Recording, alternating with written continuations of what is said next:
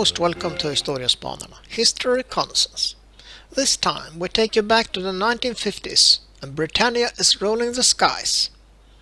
It's the Cold War and the Royal Airforce is going from piston power to jet engines. All over the commonwealth and at ever higher speeds and in growing numbers. Meteors, Canberras, Valiants, Vampires and Washingtons. So just enjoy. And please, like, share and subscribe. It means a lot to us.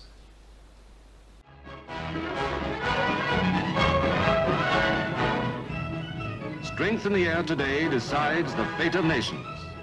Air power must be ours where the cause of peace dictates. In the sky over Hong Kong, over the sands of the Middle East.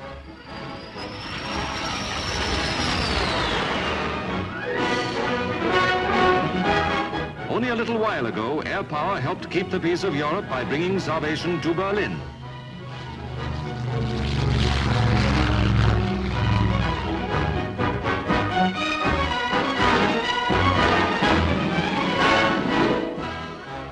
And now across the world to Asia, where those who fight terrorists in Malaya must be supplied by air. History comes roaring closer with the Australian Meteors at work for the United Nations over Korea.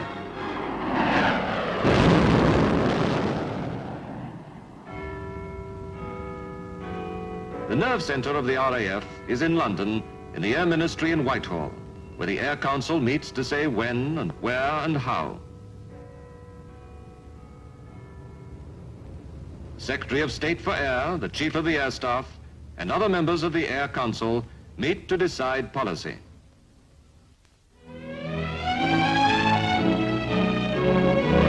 Britain's survival lies in the sea lanes and the traffic that flows along them. Today, war has spread to the third dimension, and command of the sea entails command of the air above it. Coastal Command must scan the skies and search the seas. Their eyes reach further than ever in history. We now have the Shackleton long-range reconnaissance aircraft, flying further and staying aloft longer than any of her predecessors.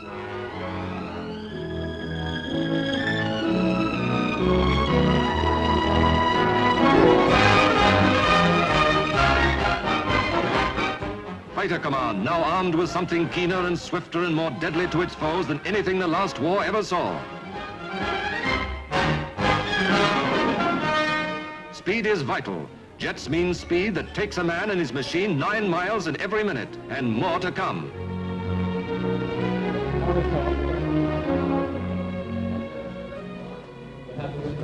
That means new techniques on the ground too. New methods of control. New operations. New radar eyes.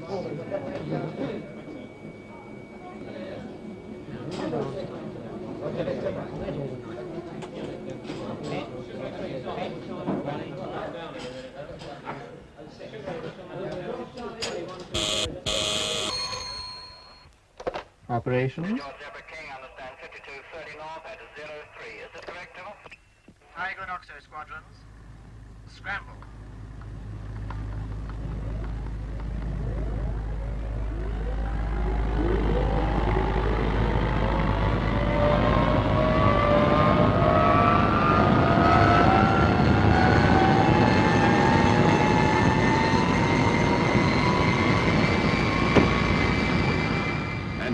New standards of human skill. The mass takeoff that launches a squadron of jets almost simultaneously into the air from a crowded, howling runway like angry falcons.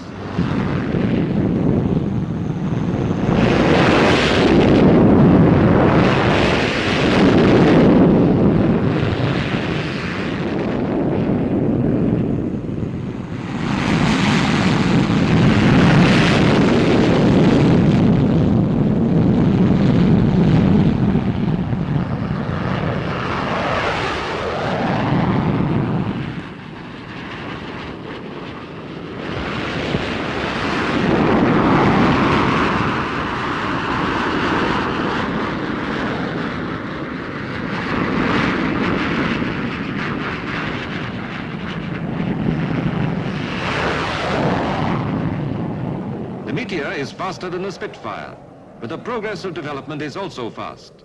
The Meteor is to be replaced by new fighters such as the Swift.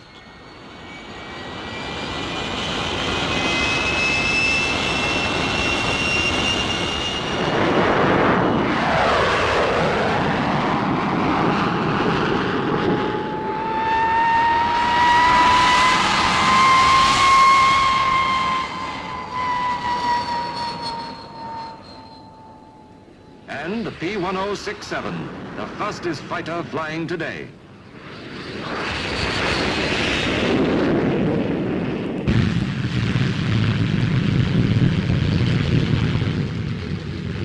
Among the bombers, Anglo-American cooperation is very close.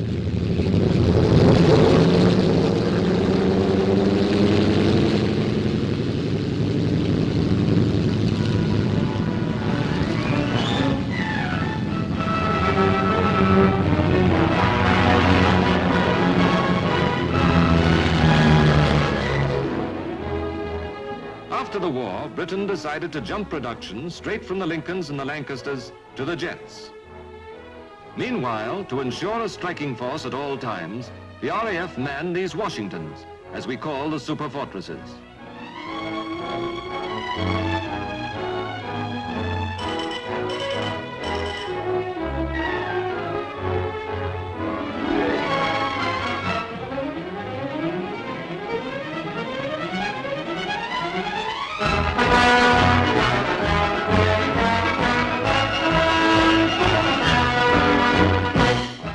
We've also provided bases for the United States Air Force, who operate such enormous airborne monsters as the B-36, most gigantic of bombers, a 10-engine battleship, 6 piston engines and 4 jets.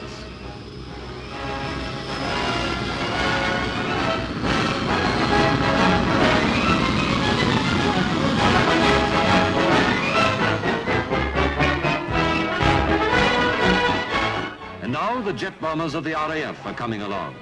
The Canberra is coming into squadron service, a sleek thing more beautiful to the eye than to the ear, which can fly twice as fast as the Lincoln and twice as high.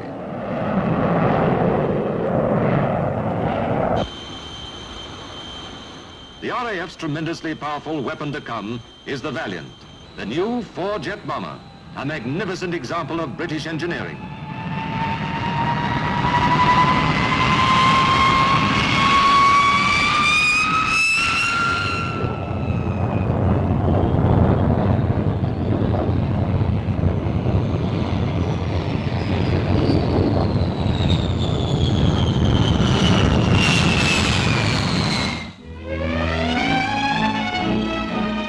In this disintegrated world, we have at last found an integrated will for peace. The North Atlantic Treaty Organization means an interlocking efficiency, new to the history of this contending world. Now the mechanics of European defense are welded under General Eisenhower and his Air Chief Marshal Saunders, who has the task of coordinating the growing efforts of all our neighbor lands to build their air strength.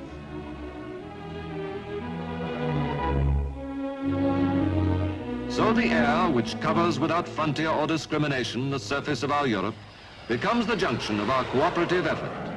The vampires fly over Holland. The North Atlantic Treaty Organization ignores the land frontiers so that each may be inviolate.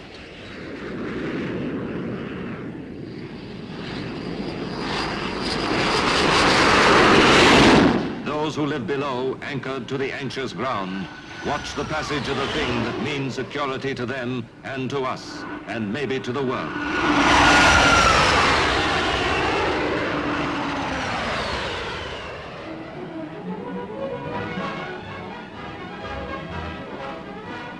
Our contribution is ourselves and our brothers of the Commonwealth, the Canadians,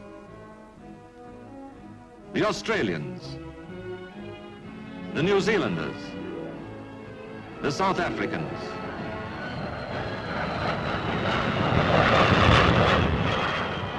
a glorious brotherhood of the air, a common element which is shared by all who breathe it and share a love of freedom. Freedom to be maintained by such roaring things as these. Together, always together, those who share the common sky of freedom must protect it together.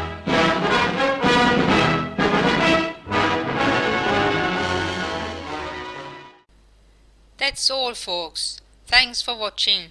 Please like and subscribe.